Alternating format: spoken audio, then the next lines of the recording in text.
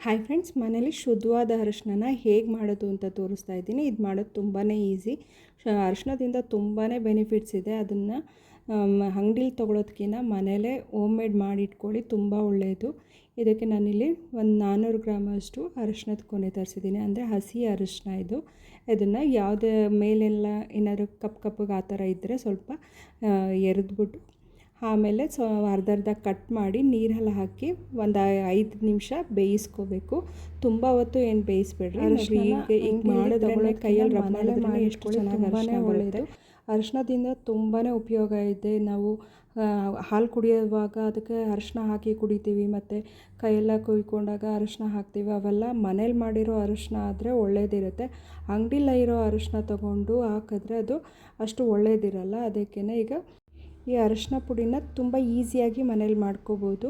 ರಾ ಅರಿಶಿನ ಅಂದರೆ ಹಸಿ ಅರಿಶಿನ ತರಿಸಿ ಅದನ್ನು 2ರಿಂದ 3 ಸಲ ಚೆನ್ನಾಗಿ ತೊಳೆದು, ಅದಾದಮೇಲೆ ಮೇಲೆ ಏನಾದರೂ ಗಲೀಜಿದೆ ಅದನ್ನು ಎರ್ದು ಹಾಕಿ ಒಂದು 5 ನಿಮಿಷ ಚೆನ್ನಾಗಿ ಕುದಿಸ್ಕೊಂಡು, ಅದಾದಮೇಲೆ ಈ ರೀತಿ ಸಣ್ಣ ಸಣ್ಣ ಪೀಸಸ್ ಆಗಿ ಕಟ್ ಮಾಡಬೇಕು.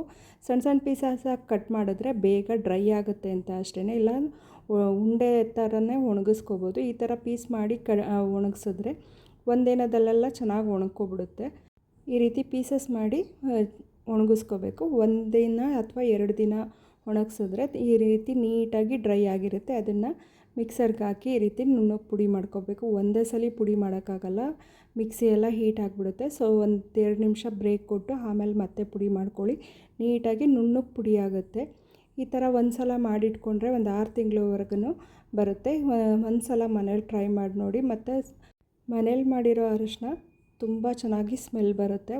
ಈ ಥರ ಒಂದು ಸಲ ಮಾಡಿ ನೋಡಿ. ನೀವೇ ಮತ್ತೆ ಮತ್ತೆ ಮಾಡ್ಕೋತೀರ, ಅಂಗಡಿಲಿ ತೊಗೊಳ್ಳೋದೇ ಬಿಟ್ಬಿಡ್ತೀರ. ಅಷ್ಟು ಈಸಿಯಾಗಿ ಬೇಗ ಮಾಡ್ಕೋಬೋದು. ಪುಡಿ ಮಾಡಾದಮೇಲೆ ಒಂದು ಗ್ಲಾಸ್ ಡಬ್ಬಿಲಿ ಸ್ಟೋರ್ ಮಾಡಿ ಇಟ್ಕೊಂಡ್ರೆ ಒಂದು 6 ತಿಂಗಳವರೆಗೂ ಆರಾಮ್ಸೆ ಯೂಸ್ ಮಾಡ್ಕೋಬೋದು ನೀವು. ಇತ್ತೀಚೆಗೆ ಅರಿಶಿನದಲ್ಲೂ ಕೂಡ ತುಂಬ ಕೆಮಿಕಲ್ಸ್ ಇದೆ ಅಂತಾರೆ. ಹಾಗಾಗಿ ನಾವು ಮನೆಯಲ್ಲೇ ಮಾಡಿ ಇಟ್ಕೊಂಡ್ರೆ ತುಂಬಾ ಒಳ್ಳೆಯದು. ನಾವು ಹಾಲಿಗೆ ಹಾಕೆಲ್ಲ ಕುಡಿಯೋದ್ರಿಂದ ತುಂಬ ಬೆನಿಫಿಟ್ಸ್ ಇದೆ. ಹಾಗಾಗಿ ಮನೇಲಿ ಮಾಡಿಟ್ಟಿರೋ ಅರಿಶಿನ ಆದರೆ ಮಕ್ಕಳಿಗೆ ಕೂಡ ಹಾಲಿಗೆ ಹಾಕಿ ಕುಡಿಸ್ಬೋದು. ಯಾವುದೇ ರೀತಿ ಭಯ ಇರಲ್ಲ. ಯಾರೆಲ್ಲ ಸಬ್ಸ್ಕ್ರೈಬ್ ಆಗದೆ ವೀಡಿಯೋಸ್ ನೋಡ್ತಿದ್ದೀರಾ, ಪ್ಲೀಸ್ ಸಬ್ಸ್ಕ್ರೈಬ್ ಆಗಿ, ಲೈಕ್ ಮಾಡಿ, ಶೇರ್ ಮಾಡಿ. ಈ ಥರ ಹೆಚ್ಚಿನ ವೀಡಿಯೋಸ್ಗಾಗಿ ನನ್ನ ಚಾನಲ್ನ ಸಬ್ಸ್ಕ್ರೈಬ್ ಆಗೋದು ಮರಿಬೇಡಿ. Thank you.